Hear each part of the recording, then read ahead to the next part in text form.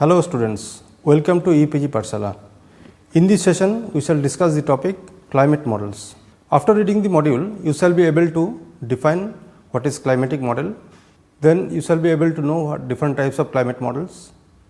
You shall be able to distinguish between global circulation models and regional circulation models. You shall be able to tell how GCMs are developed, its fundamental governing equations, basic inputs, and the meaning of the final output of a model. You shall be able to tell various limitations of GCMs and the reliability of GCM outputs. Climate model is a computer-based model of the climate system which is used to understand and predict its behavior.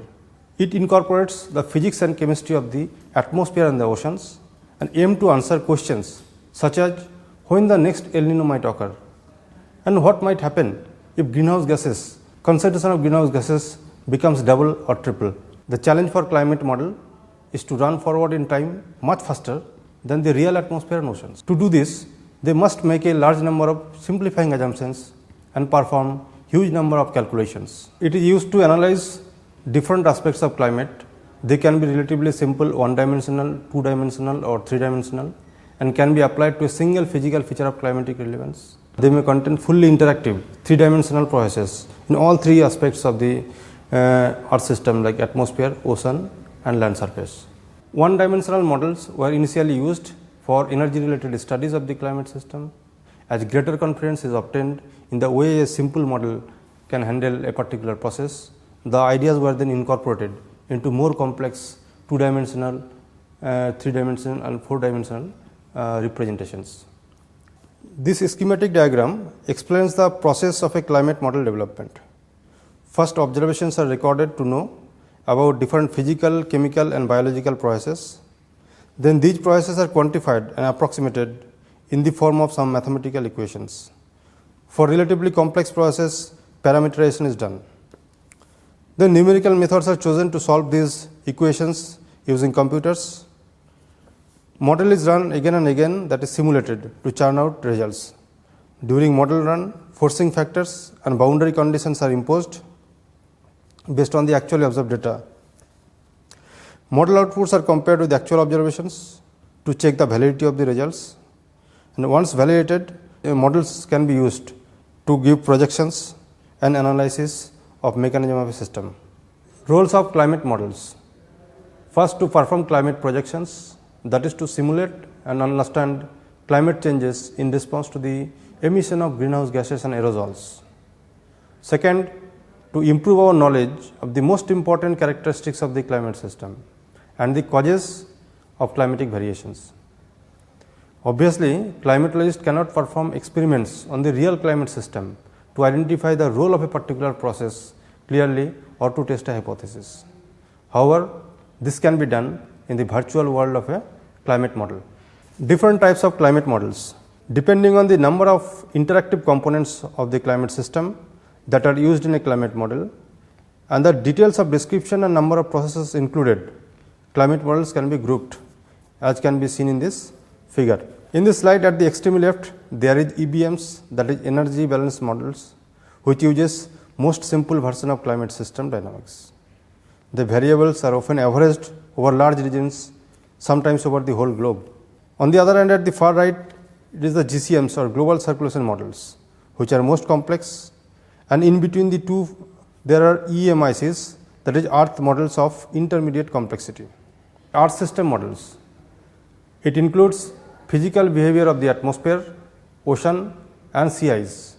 In addition, the terrestrial and marine carbon cycles, the dynamic vegetation and the ice sheet components are also included. Second is general circulation models or GCMs. These account for all the important properties of the system at the highest affordable resolution. Its objective is to simulate the three-dimensional structure of winds and ocean currents and the currents of the atmosphere.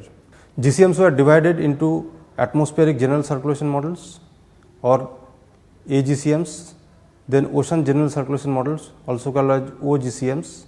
For climate studies using interactive atmosphere and ocean components, the acronyms AOGCM, that is Atmosphere Ocean General Circulation Model, and the broader CGCM, that is Coupled General Circulation Model, are generally chosen. Now, simple climate models such as energy balance models or EBMs propose a highly simplified version of the dynamics of climate system. The variables are averaged over large regions, sometimes over the whole of the earth, and many processes are not represented by the parameterizations. EBMs thus include a relatively small number of degree of freedom. Then EMICs, that is earth models of intermediate complexity. These are based on a more complex representation of the system than energy balance models, but include simplifications and parameterization for some processes that are explicitly accounted in the GCMs.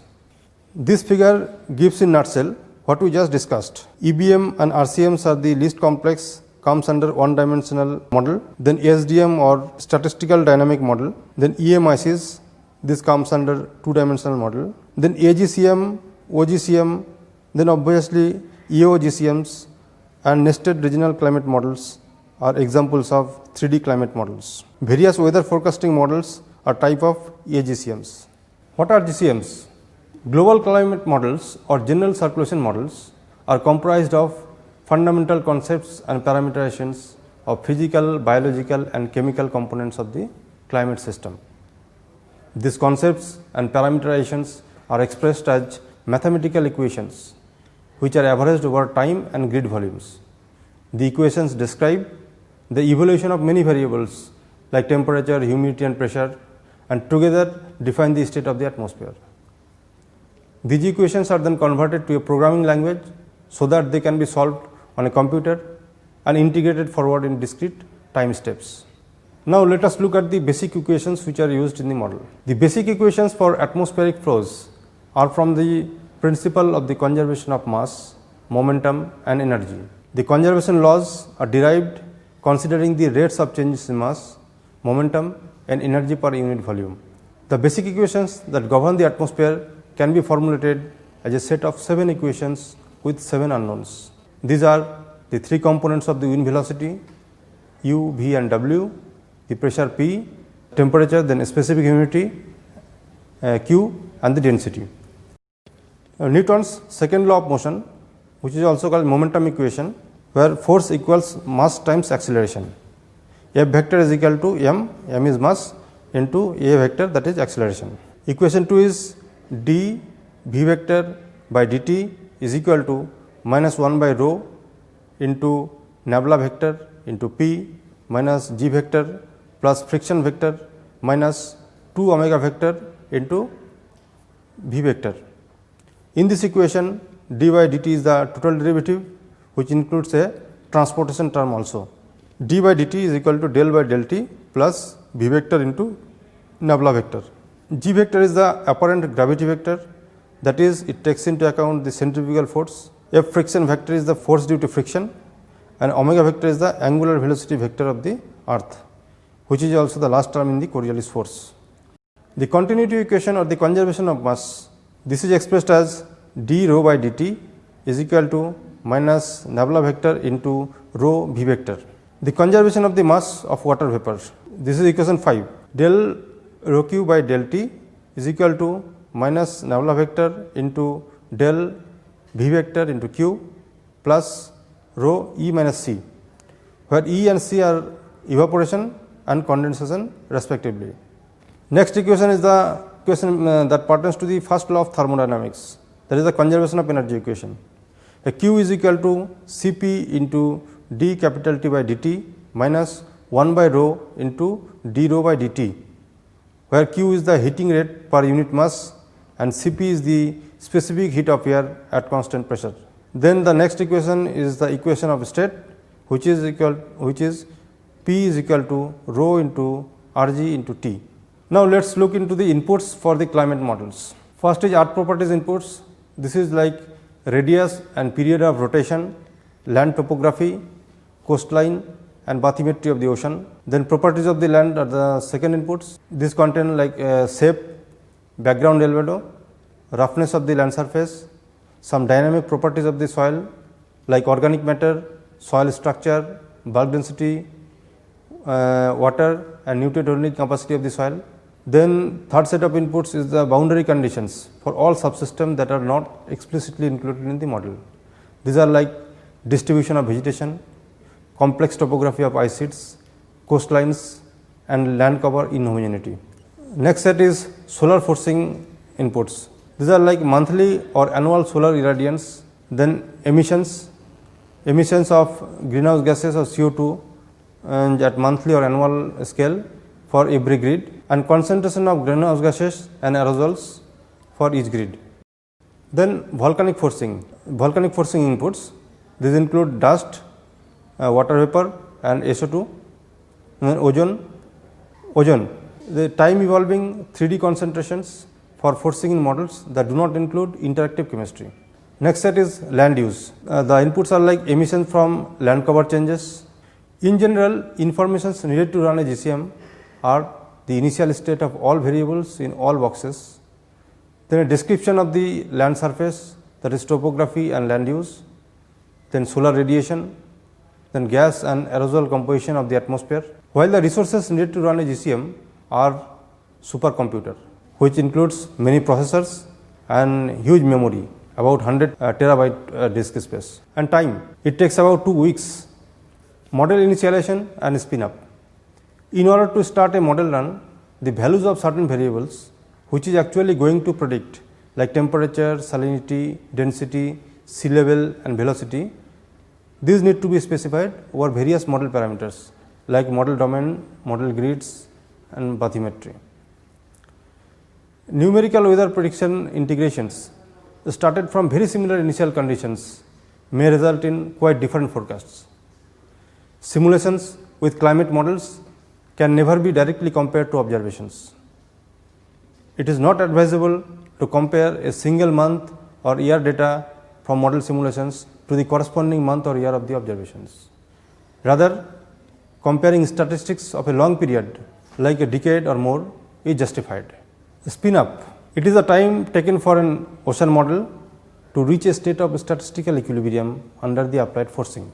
It is usually difficult for basin scale and global general circulation models to reach this state, as it can take hundreds of years. Cold start.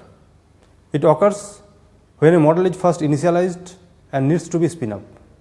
For example, if a regional climate model is configured in a new domain, it would need to be restarted from the cold start. It could be from climatology, which is commonly used to initialize global models. It could be an analysis of data. It could be a forecast from a different model, or a combination of all the above. The model is then run until a statistical equilibrium is achieved. After cold start, let us look what is warm start. It is the restart of a model, which is used to eliminate or reduce the model spin up time. The saved fields from a recent forecast of the same model can be used to initialize a new simulation or to continue the previous simulation. The saved fields may be used as a first guess for an analysis including new data, and then that field is used to initialize the new forecast. If there is a continuous cycle of forecast, data analysis, forecast, then this could also be thought of as a data assimilation. Now let us look what is model parameterization. Certain physical processes act at a scale which is much smaller than the characteristic grid interval of the climate models. The processes may be too complex or too difficult to clearly understand, and hence it is difficult to physically represent them. Example, turbulence, the phase change of water, then descent rate of raindrops, convective clouds, simplification of the atmospheric radiative transfer on the basis of certain codes, and cloud microphysics. If the complete physics of these processes to be computed explicitly at each time step and at every grid point, the huge amount of data produced would swamp the computer.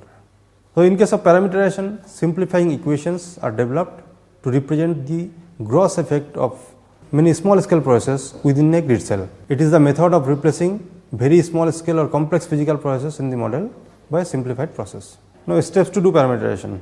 How you can do parameterization? First, you can ignore some processes, then simplifications of some processes based on some assumptions, then statistical or empirical relations and approximations based on observations, then nested models and super parameterization, like embed a cloud model as a parameterization into the climatic models.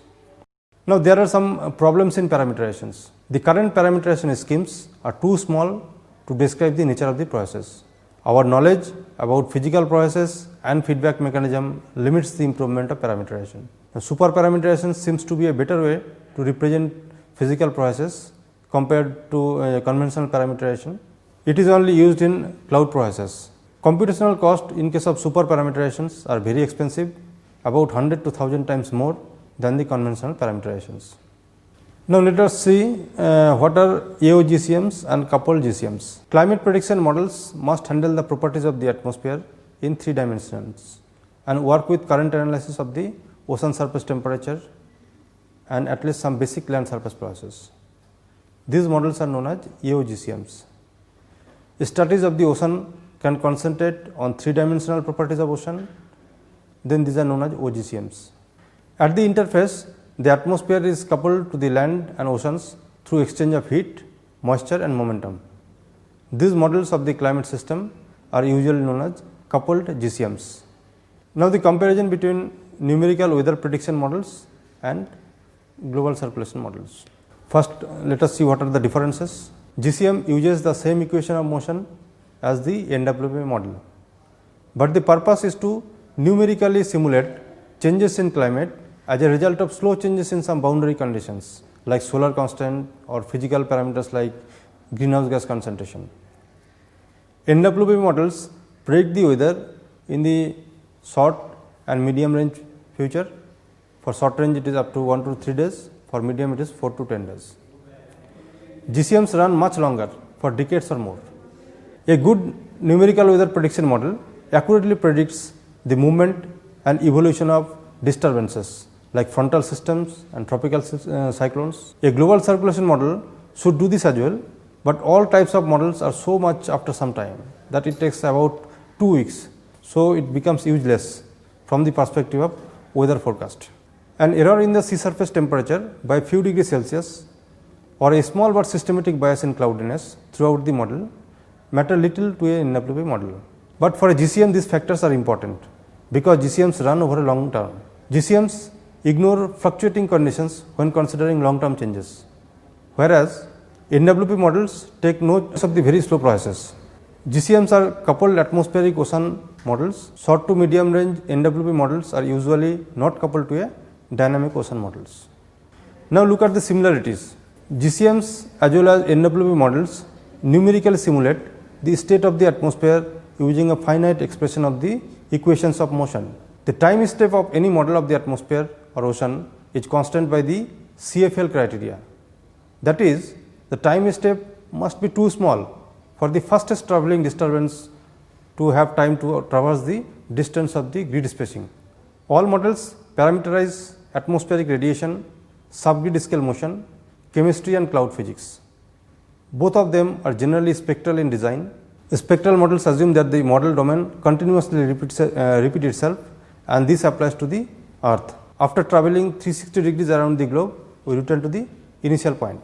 Now, let us discuss regional climate models. Simulating climate change at the regional and national levels is essential for policy making. Assessing the real impact on different countries, it will be possible to justify difficult social and economic policies to avoid a dangerous deterioration. Understanding processes on the regional scale, as for example, mountain ranges blocking airflow or dust clouds interacting with cloud.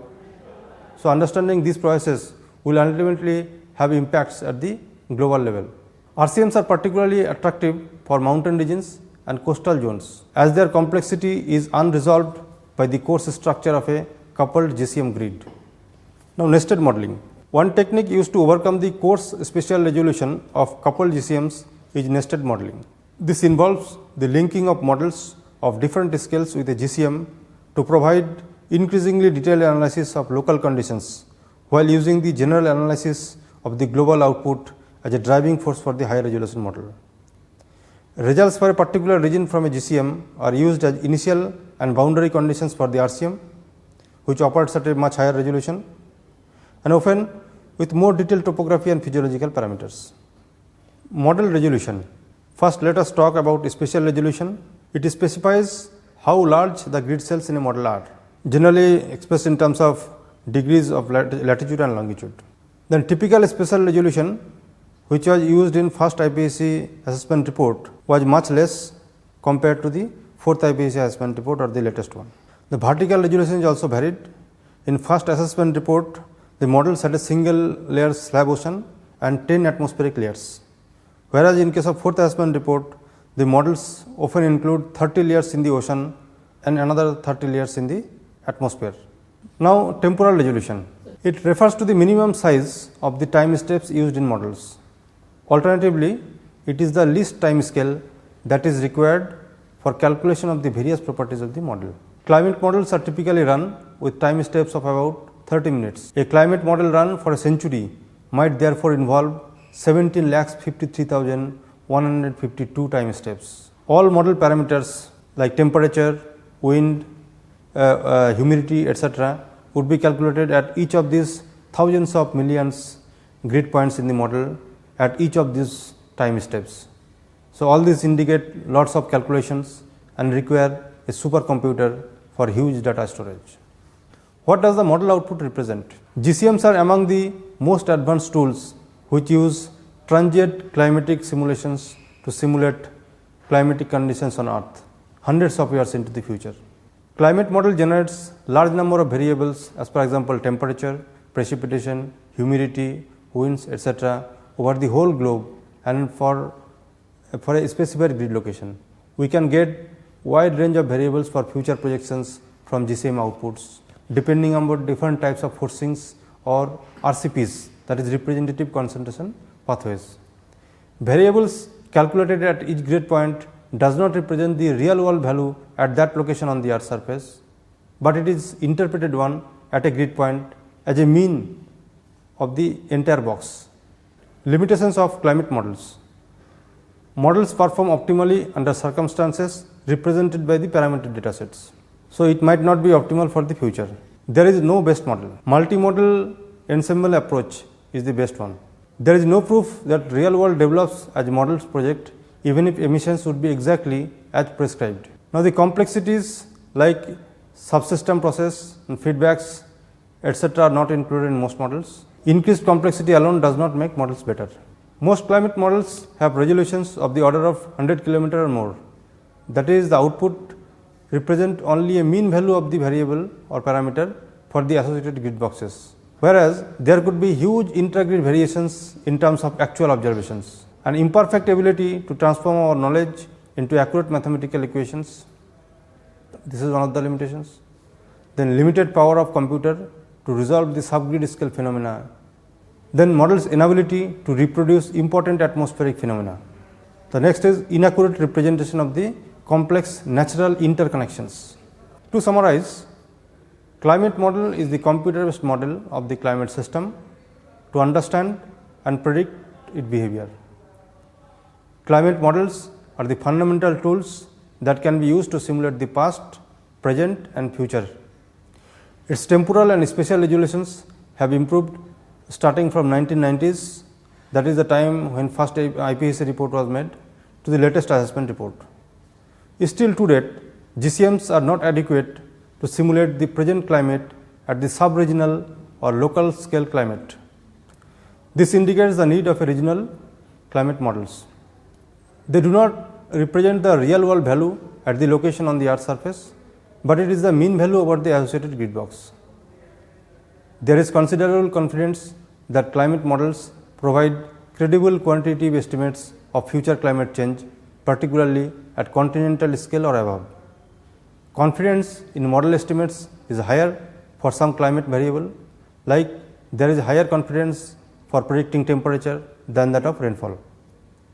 Over several decades of development, models have consistently provided a robust and unambiguous picture of significant climate warming in response to increasing greenhouse gases. Thank you.